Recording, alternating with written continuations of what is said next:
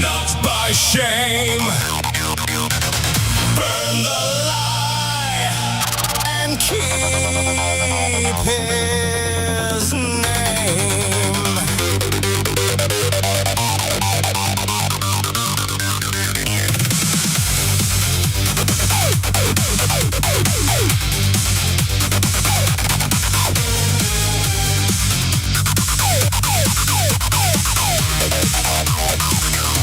You stand in the aisle, spitting fear like fire, waving your book like a butcher's wire. You call it holy, but it smells like pride, painted in verses with rot inside. You want blood in the square, want shame on the weak, but the Christ you preach was gentle, poor, and meek. You fatten the crowd with a poison tongue, but truth is a hammer, and your lies come undone. Woe to the ones who crush the bruised reed. You learned one line and fed it to greed. You chained up mercy, you crowned abuse, but every false sermon is coming loose. Not by hate, not by stone, not by fists or a throne of bones. Love your foe, feed the poor. God hates pride at the temple door. Not by hate, not by blood. Truth walks in and burns the mud.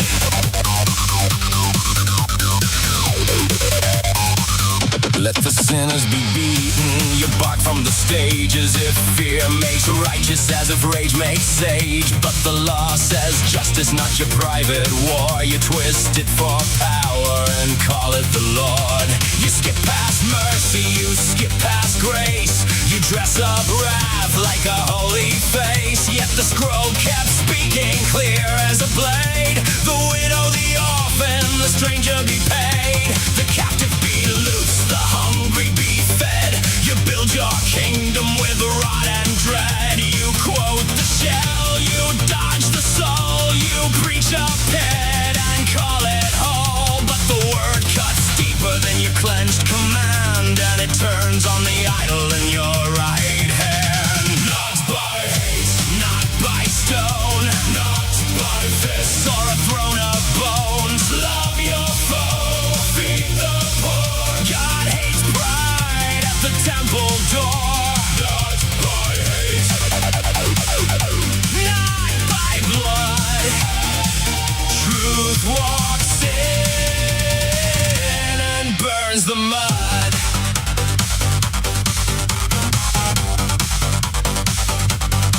He said, blessed are the meek, the mourn, the peacemakers, and the broken born. He said, judge yourselves before you shout. He said, mercy wins and cast it out. So take your rage from the house of prayer. Take your iron fist from the holy air. If you speak his name, then speak it clean. Not curse, not threat, not a public scene.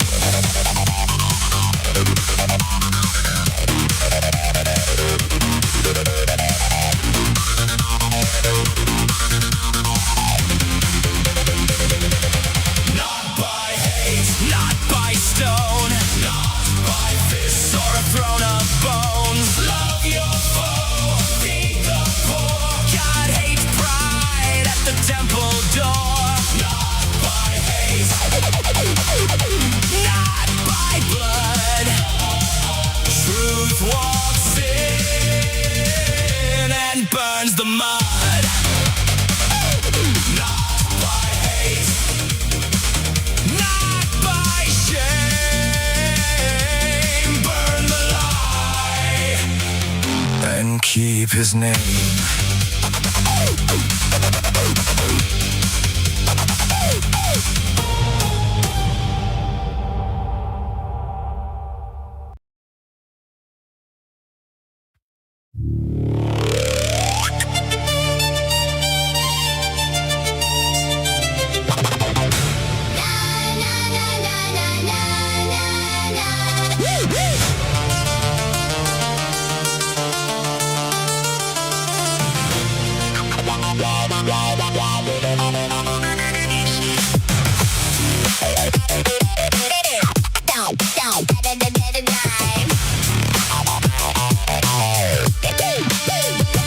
There's a game board inside my heart.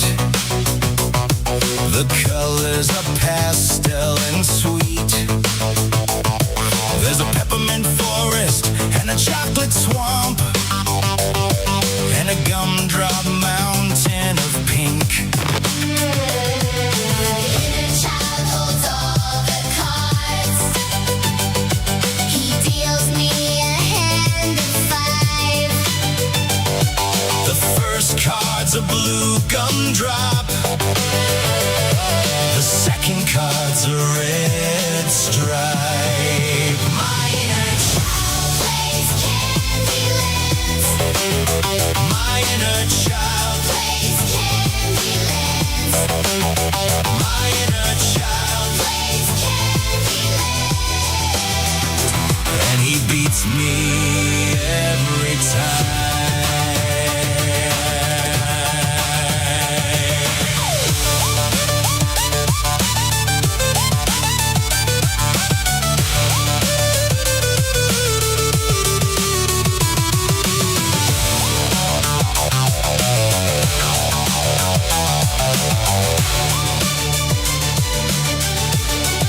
The third card is a peppermint stick. I'm getting closer to home.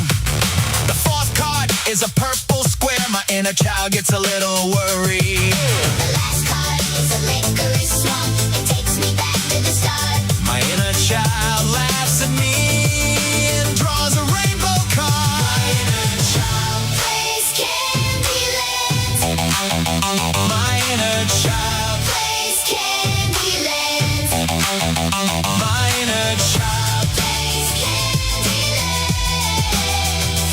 and he beats me every time.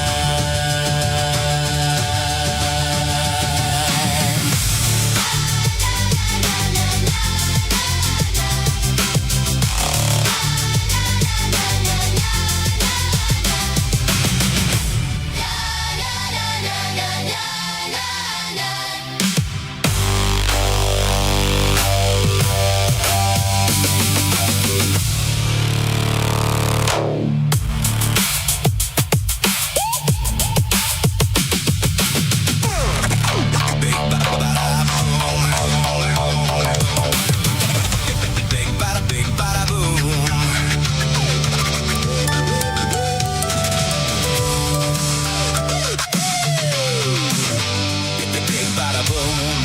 Oh, boom. Big bada boom.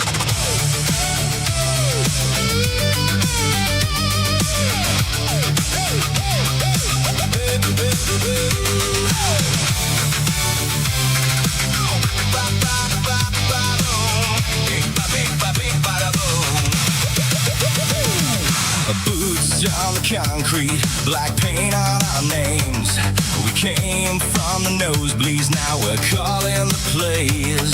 Fire on the banner, scarves high in the fumes. Hear that rumble under your shoes, it's coming soon. Big bada boom, we shake this room. When we come through, you feel it too. Big bada boom, walls go boom boom. Say my name and make some room. Big bada boom.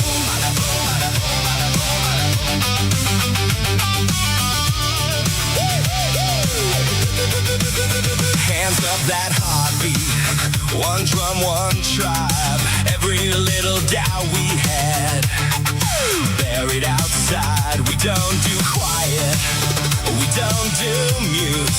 We turn every breath we've got to rocket fuel. Big bada boom, we shake this room.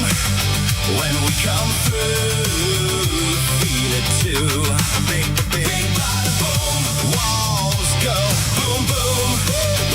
Say my name and make some room. Big bada boom, bada boom, bada boom, bada boom, bada boom.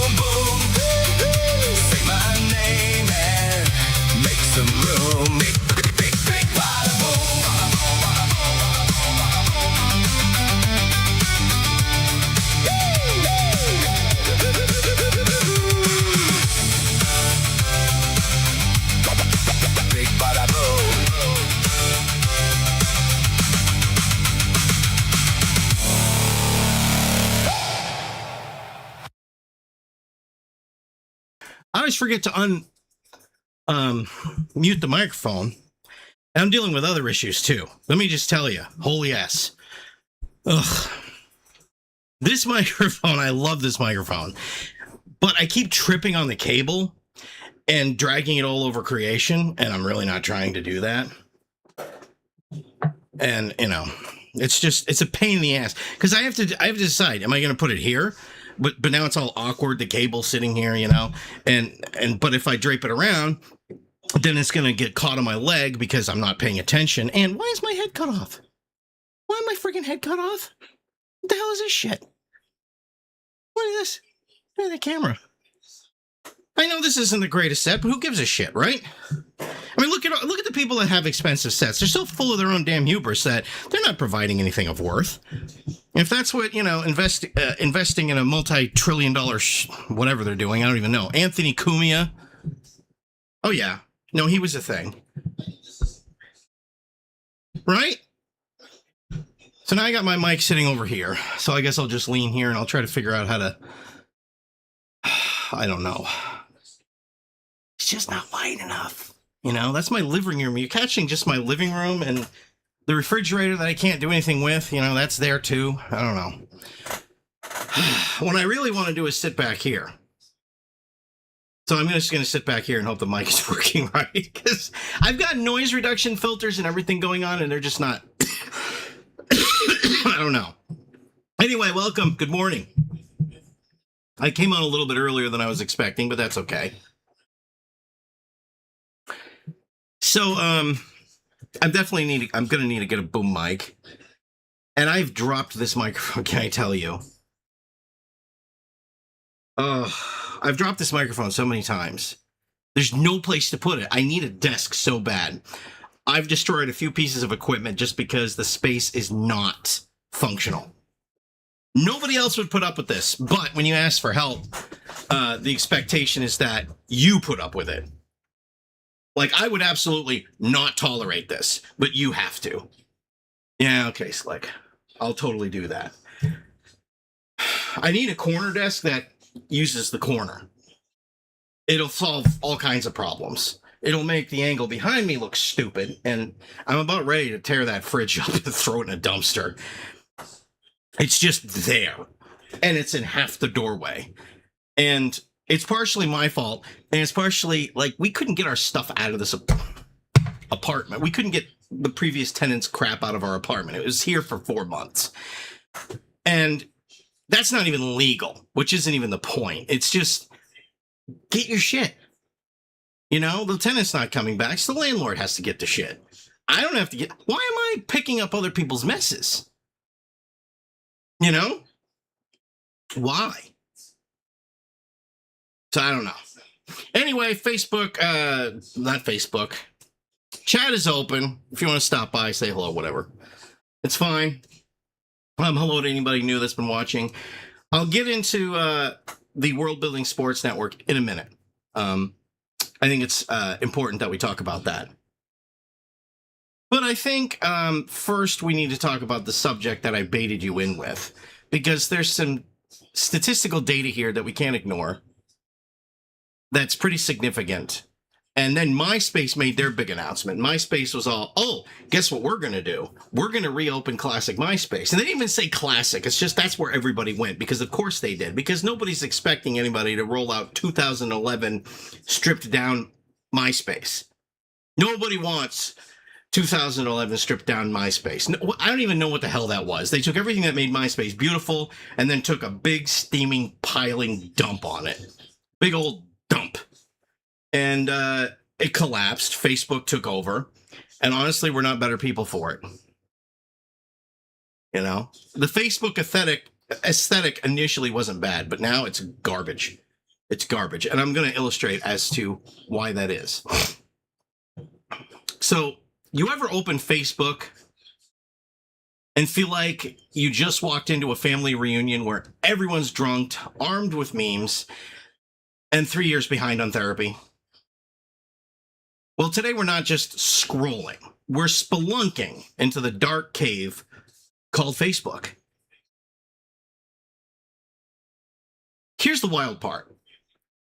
Facebook still has billions of users. But the party's over, man. There ain't no party anymore. Facebook hasn't been a party in a long time. It's been a dredge through broken glass and fire with napalm being fired on you, but it hasn't been a good place. Time spent is down. Engagement is down. People are posting less. But the arguments?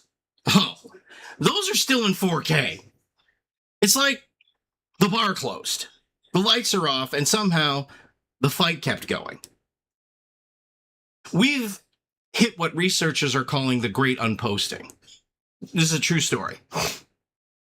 People still log in, but they don't share life anymore. No status updates, no I got the job, no we had a baby. It's just lurking. It's kind of like a high school reunion where everybody showed up and decided, I'm not saying a word, I'm just here to watch the drama. You know what? That sounds a lot like Neshoba now that I think about it. And don't even get Gen X started on the whole chieftains thing. Oh my God, we will burn the school down over that. A lot of us, because it was stupid. But and I don't mean physically burn the school, I mean drag it out into the public square and dress it down. Remember Woodstock 99. We don't take institutional nonsense very lightly. People always ask, why does Gen X get a free pass? How come they're not being dragged in? Just go watch Trainwreck 99. When we finally get interested, it's bad for everybody, including ourselves, which is why we've toned it way down. We get interested again, you're not going to like the results. Trust me, go watch Trainwreck 99. I'm not even joking. So when people stop posting, who's left? The most addicted, the most angry, the most unhinged. Facebook becomes a zoo where chill animals have gone home and the only ones biting the cage bars are still on display. Facebook's feed is basically a casino dealer with a caffeine problem. You don't get what you want. You get what keeps you there. The algorithm doesn't care if you're happy. It cares if you're still scrolling. Your cousin's wedding photos? Buried. Your neighbor's meltdown about 5G and lizard people? Front freaking row. Oh yeah, because you'll click that. You'll comment on that. You'll share that with the can you believe this crowd, and the machines go, yes, more of that. So you end up in a feed that feels like a psychological funhouse. Sponsored posts, rage bait, conspiracy threads, and one normal recipe video just to keep you guessing. But if you open up that recipe video, the fight has started. Only MAGA/liberals make brownies this way. It gets hijacked into political discourse because of course it does. Because people have the mental capacity of a marble. And not even one of the big marbles. I'm talking about one of them tiny deals. Facebook is where people go to cosplay as their worst selves, except they're not cosplaying. What Facebook has done is take the mask off of people. Some people, we got what we expected. Some people, we were like, whoa, I didn't know you were like that. That's kind of crazy. You know the guy who's quiet at work, polite at the grocery store? On Facebook, he's a geopolitical expert, a constitutional scholar, and a part-time prophet of the end times. He's none of those things. He's still just the guy that works at the grocery store.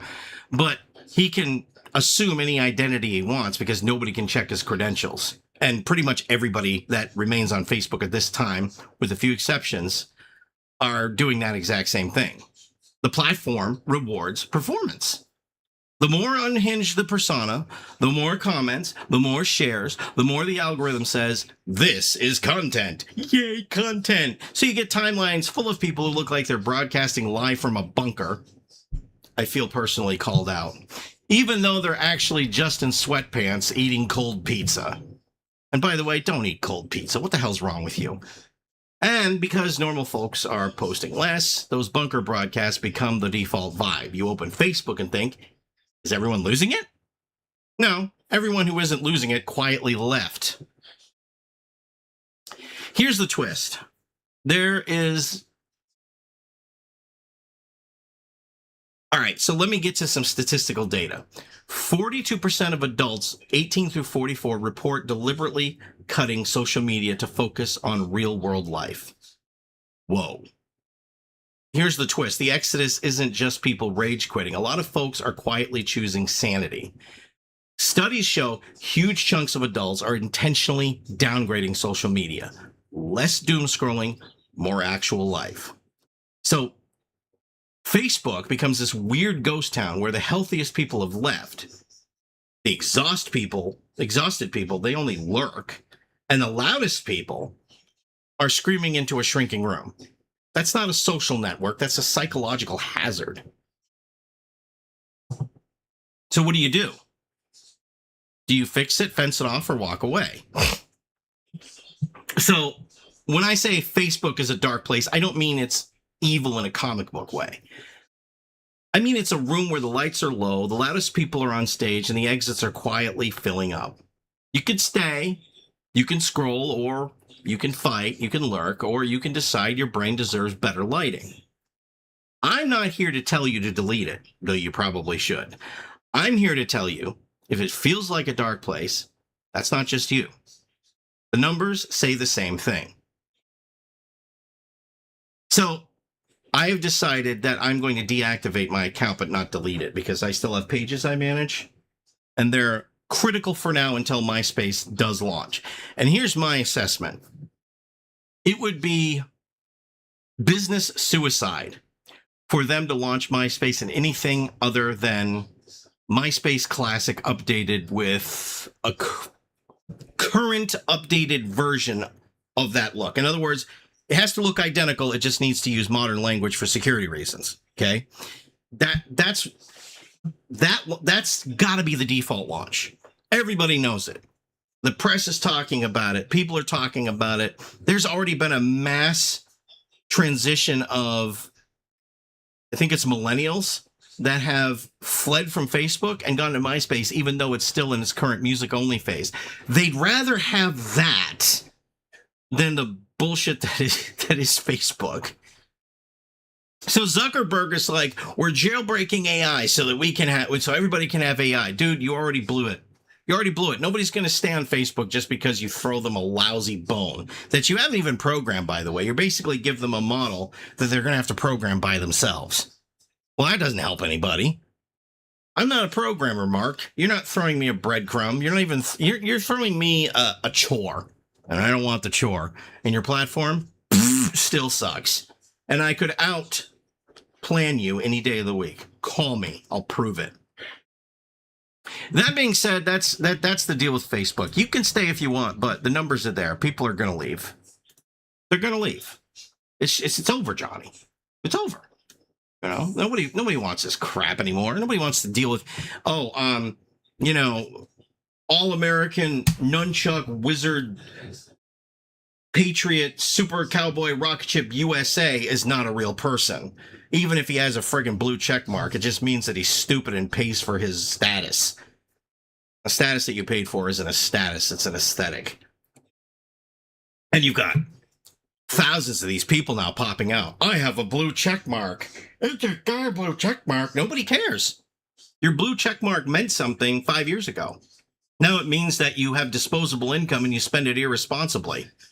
Your blue check mark doesn't give you credibility.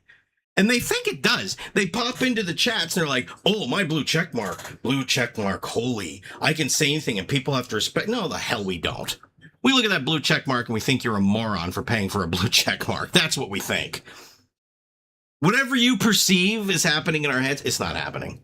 We're not thinking, wow, edgelord, this is someone I must follow into the depths of hell. We're thinking, did that loser seriously decide to pay $12 a month for a blue check mark? Wow. Yeah, nobody's doing that. Now, World Building Sports, WBS, and the Vince Wild Sports Network. I guess I should explain what's going on here because I've posted a lot of stuff and I've been doing live streams like crazy, almost daily. Here's the deal. Everything you need to know starts at the 26-minute and 40-second mark. Q. This is a full explanation of the Vince Wild Sports Network. This is called autistic world building. Autistic world building is where you take an idea or a concept you have in your head and you actually try to build that concept. In the past, people have done all kinds of weird things with it that have benefited our society greatly. Autistic world building has advanced us a lot in ways that we don't even fully realize or appreciate. In my case, it keeps my brain active while I'm waiting and waiting and waiting for shit to happen, which doesn't, it doesn't just happen on its own. I got to wait for this crap. So to keep myself from going nuts, I said, you know what? I have an idea. What if I had a college football team, an NHL team, an NFL team, maybe a soccer team. I'm still dabbling with that one because NCAA soccer, it's not like, they don't execute it like any other game, especially in that era. I don't know. I think they could do better. Let's just leave it at that. I know nothing about soccer anyway, other than I was forced to play it as a kid because everybody played it. And, boomer parents were like, you need structure. I need about 2 hours alone in my room and the freedom to explore things with my autistic brain, which nobody was going to do that for me because nobody even had the language to diagnose a Gen X kid with high functioning autism during the 80s. So it was literally the scenario that could not happen, sadly. So I have some teams, and some of them you've probably noticed. First of all, the first one I started with was actually the Tampa Bay Devil Rays from 2007. They were not a great team. I made a few custom players. This was the first stage. You could see how this sort of changes as I go. The first project that I made was the baseball team. I like Tampa Bay. I like the Tampa Bay Rays. I lived in Sarasota, Florida for 2 years, and I just fell in love with the area, the franchises, and everything. Became a big fan, big supporter. I felt like the Rays got screwed, so I added a few players. Some of them you'll remember: Ty Callaway, Corky Bong, Ben Adams. Ben's actually a friend of mine, and he actually. I don't think he's ever played baseball, but he's my catcher. He's also the goalie for the hockey team, and he's a linebacker on one of the football teams, though I can't remember which one. So I've got a whole bunch of NCAA football teams because college football is actually my favorite. College football is scrappy, dangerous, and outrageous, and those all check off boxes that I really love. So I created, I think, 3 or 4 expansion football teams. I think there's one in Portland, Maine. I made one for the town I live in, which is Gardner. I made one for Shelbyville, Indiana, because why not have a town like Shelbyville suddenly place a stadium right in downtown? Yeah, we're just deleting all these businesses because we've decided a football stadium needs to go in. That's not nearly as bad as what Gardner did for their football stadium, which they dropped, and a new college university, and had to delete half the population of the town just to make it fit. So I realize that I'm taking a lot of liberties, but the point isn't so much the lore, which can be a bit absurdist. I'm moving my credit card out of shot. But it can also formulate a whole new storyline, new rivalries, and everything. And I never build my teams to be God mode teams.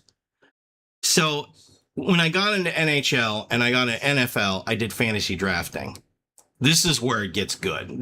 I haven't really launched these seasons yet because they don't officially launch for another month.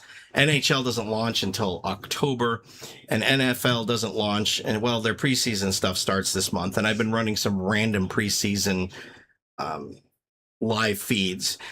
Here are the rules. The games are 10 minutes because 15 minutes is a bit much to ask for anybody to invest. 10 minutes hits a sweet spot for football that works, makes the games roughly an hour long, hour to an hour and a half, and really checks off all of the bells. It's perfect. Same thing with the NCAA teams. They play 10-minute quarters. 15 is just too damn long for people who are watching a video game, even if and when they get emotionally invested. Because it's basically the same philosophy as Red Robot Labs, which not Red Robot, 3D Bot Maker. Red Robot Labs is a game developer for 15 years ago that's been gone for a long time. Sorry.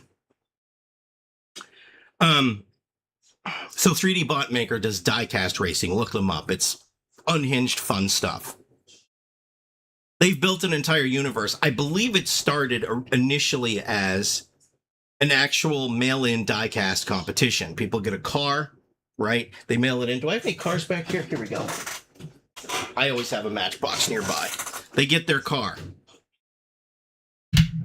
It's one of my better ones. The axles are even straight and a little bit more robust on this. I just love this little car. I love Hot Wheels and Matchbox. I'm starting to get interested in Johnny Lightning and all the other stuff. But you mail in your car, return address, self-stamped envelope so that you can get the damn thing back because they're not paying for it. There's a lot of leagues that do this now, but 3D Bot Maker stopped doing it. They just got too big. Their presentation is too sharp, they're too popular, and everybody wanted in, which means nobody could get in. So they shifted to world building, where it appears that all of the racers in the track may be people that were involved once, maybe, or they just made them up. The names are a little bit too... They indicate that these are people that used to compete but can't anymore because the field became too big. So they honored their best guys, and they do world building. You might think of Big Air Dylan is one of their regulars. Not a real person, at least not now, but it might have been somebody that just was known for insane builds. I really don't know. But the point is watch it because it's fun as hell. They're real competitions. There are real winners. People might be actually betting. I don't know. But it's fun. And I said, why can't I do that with video games? You know, I've been looking for a race game to do it with. Can I just tell you that we've got a long way to go with race game development because they all suck. I've played modern titles. I've played old titles. They overcomplicate. They want people that get into racing to be physics majors, to know how to do things like camber and stagger. How about, and I don't know why they can't execute this, but why isn't there the ability that if you don't want into that part of it, you have an automatic button that says adjust for proper track conditions? One game did this. I think it was Road to Knoxville Sprint Racing. And then they continued it down to Road to Eldora. Actually working adjustments. You could do it yourself, but the adjustments seem to work. I'm sorry about this cough, man. I'm not smoking or anything. It's just bad. Okay, so here's my criticism of racing games. First of all, management games are all wrong. Across the board, they suck. Not one of them's good. I don't care how many Steam reviewers come out and say, oh, dude, bro, man, dude, bro. Listen, no, okay? Racing games, especially racing management games, suck. First of all, real racing management, you hire a crew. The crew executes all the changes. You're the team owner. No team owner is out there adjusting camber, trying to figure out how much fuel to add at what point, doing on-the-fly redesigns. He hires experts for that. There isn't a single racing management game that has gotten this right yet. Not one. Not one. Not a single solitary one. You can't even be a racing manager in a NASCAR franchise game. Not even Total Team Control had a management mode where you can observe the race. Why this has never been done in 30 years, I don't understand. The fans have begged for a spectator mode. They want it in football management games. They want it in baseball management games. They want it in hockey management games. They want it in soccer management games. They pretty much want it in every sport. Manager mode with spectator, and manager mode executed correctly. Okay, the owner mode in football gets more wrong than it gets right. The owner delegates most of his tasks to specialists, but in these games, the owner's doing everything. Can you imagine the workload of that? Oh my God, no, freaking no, no way. That's not how it runs. And that's not how it works in racing. It's not, and none of these developers has ball one to do it. Not even half a nut.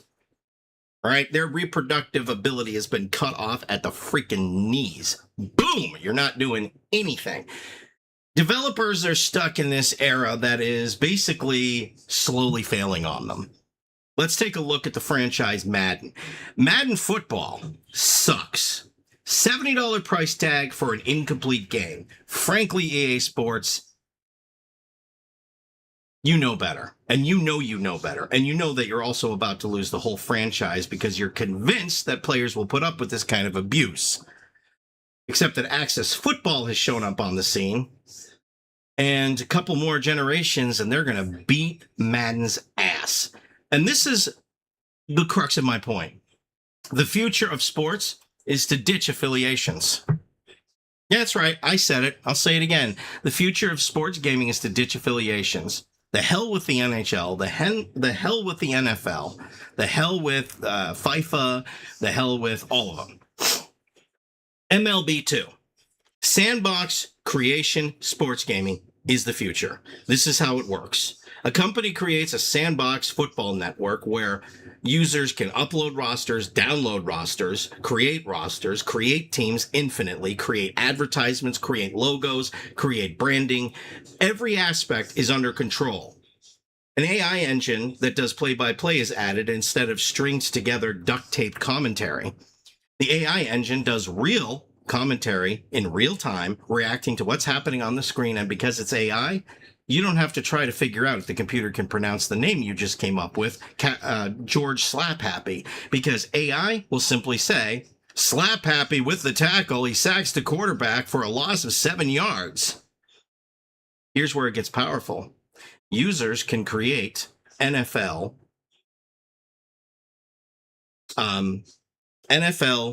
rosters on their own. The computer will announce the roster, it will say the person's name, and it will violate no contract because it was done natively on the user's end and the company didn't sell something they weren't legally allowed to. I just gave somebody the way to revolutionize sports. And here's where you get good.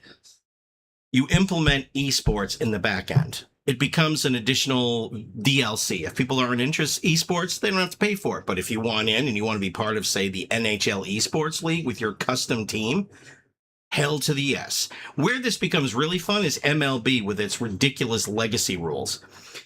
You have never, in the history of the MLB franchise, been able to create a custom baseball team because the MLB views itself as Lord and Lady MLB. They're not. They're a friggin' baseball franchise. So you bypass it. You don't involve them. Then people will inevitably create the Tampa Bay Devil Rays. They'll create the Royals. They'll create the Red Sox. They'll create the Cubs. They'll create rosters because if the modding community has showed us anything, it's that people will create what they want in game, and they will absolutely share rosters with each other that are natively created and not provided by the company, which means the NFL, the MLB, the NHL, they can go crap in a hat and wear it. You get all of your professional sports networks, none of the drama, none of the licensing, and none of the price tag at $70. Suddenly, your software costs you $50, and it's only that expensive because of the amount of development that went into it, and that is something people will pay for. And with that, I take a bow. Frankly, EA Sports, screw you. And while we're at it, screw Sony too. We're taking away media. The American audience, their biggest players group, has clearly stated, no. If you do this, we will not buy PS6. And they won't. And the Sony CEO, we understand that, this is how she said this shit.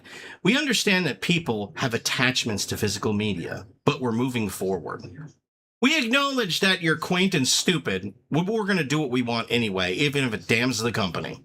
If they're relying on their Japanese and Chinese players to hold them afloat, they're out of their minds. I'm just saying. So, now that we've gone full circle and I've basically talked about the Vince Wild Sports Network and World Building Sports, you have a better idea of what I'm doing. And there will be other things as well, but the entire network, the idea is basically sports sucks right now. The NFL is loaded with prima donnas and referees that favor people but pretend they're not. A lot of people suspect that the NFL is predetermined games, even though even if you ask AI, it'll swear up and down it's not. But the breadcrumbs are there, folks. The MLB is not so bad. It seems to have remained stoic. The NHL is hockey and fighting. The NHL desperately wants it to be just hockey. So numbers are probably down. I haven't researched this, but they're probably not what they were 20 years ago. And I'm betting the numbers for AHL and ECHL have gone up. Because it's still scrappy. Because there's still fights. Because fighting is not a problem. It's a pressure valve for a very high impact game with huge emotional load. You leave it in because if those guys go backstage later and find each other, you're calling an ambulance. Out on the ice, it's controlled. Out back, you dismantle it in advance. I swear, the NHL's philosophy on this is bass backwards. They're not just figuratively wrong. They are absolutely incorrect. At every place that they could possibly get it wrong, they got it wrong. It's not that I want to see I do want to see two guys beat the crap out of each other because that's just part of hockey culture. But it's not like that was creating a problem for anybody except one random lady that was flipping through the TV one night and bitched about it. But the fans, there was nothing better than seeing Terry O'Reilly just go house on somebody. It was like evening the playing field in a very temperamental game. Anyway, that's my hot take on that. When I watch sports, I'll be watching college football with you, but I won't give a shit about the NFL this year any more than I have for the last 10. I'm over the NFL. I'm over their Super Bowl. What the hell was with bad douchebag? But y'all look at the legacy bands that are around and you're not booking them. Seriously, Metallica. How are they not perfect for that gig? Right? Motley Crue, not now. Motley sucks now. I don't know why they're still trying to hold that wreck together, but they fight. They're not. They might have, if they had called themselves Hooligans Holiday and used Karabi instead of Neil, they could have built something, but their hubris is so enormous that not only did they say they were going to put a bullet in the back of the project's head so that nobody could return to it, and they immediately flipped that 5 years later by going back on tour. They're frauds. They're everything I hate about music. When you end something, freaking end it. Or don't say anything. Like, we're not sure if we're going to end it. Then don't. Do what Savatage did. Savatage went on a hiatus and didn't announce anything. Now we get one more album and then they're out. I'm here for that. That's one of my favorite bands of all time. But Motley Crue, I was never a huge fan of theirs to begin with, but then when they did that, I'm like, you guys just lost all your credibility. There's not one decent person in that entire band except Mick Mars. You all suck. I don't like Tommy Lee. I don't like Vince Neil because he was never about music. He was about the lifestyle. He was a poser. And then there was Nikki Sixx.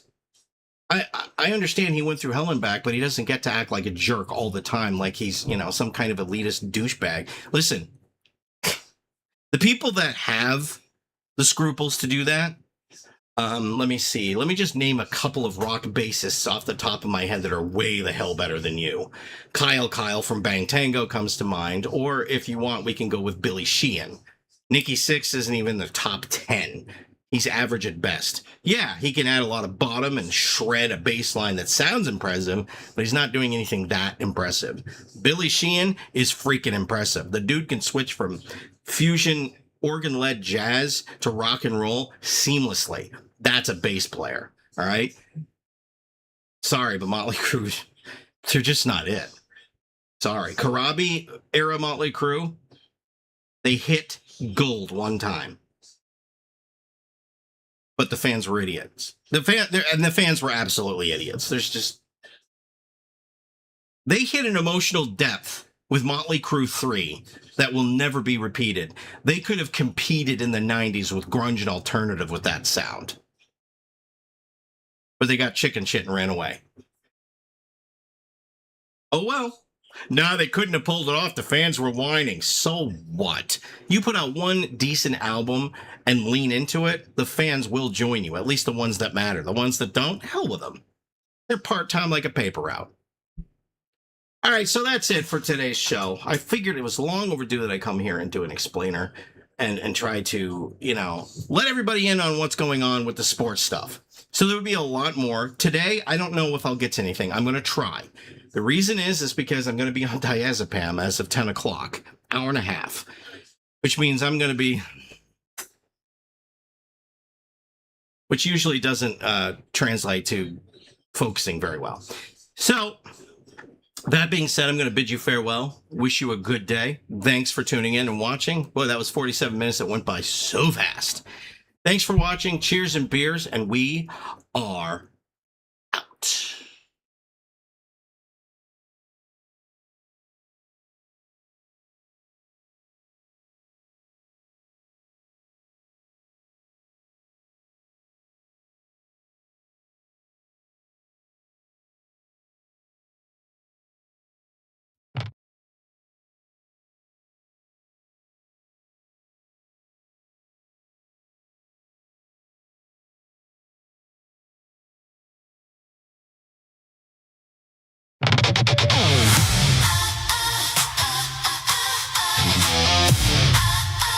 Yeah, yeah, yeah, yeah. Oh.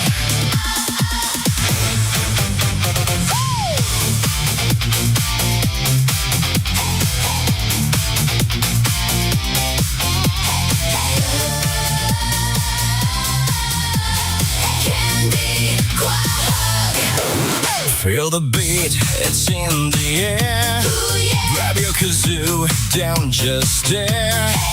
Blow it loud, let it ring. Tonight we groove, we're gonna sing. Break out the kazoos, let 'em play. Play, play, play. Make it wild, we're here to stay. Stay, stay. Buzz and hum all night long, long, long. Kazoo it up, We're going strong. clap your hands, stomp your feet. Clap, clap. Feel the rhythm, feel the heat. Stomp, stomp. Twist and turn, don't hold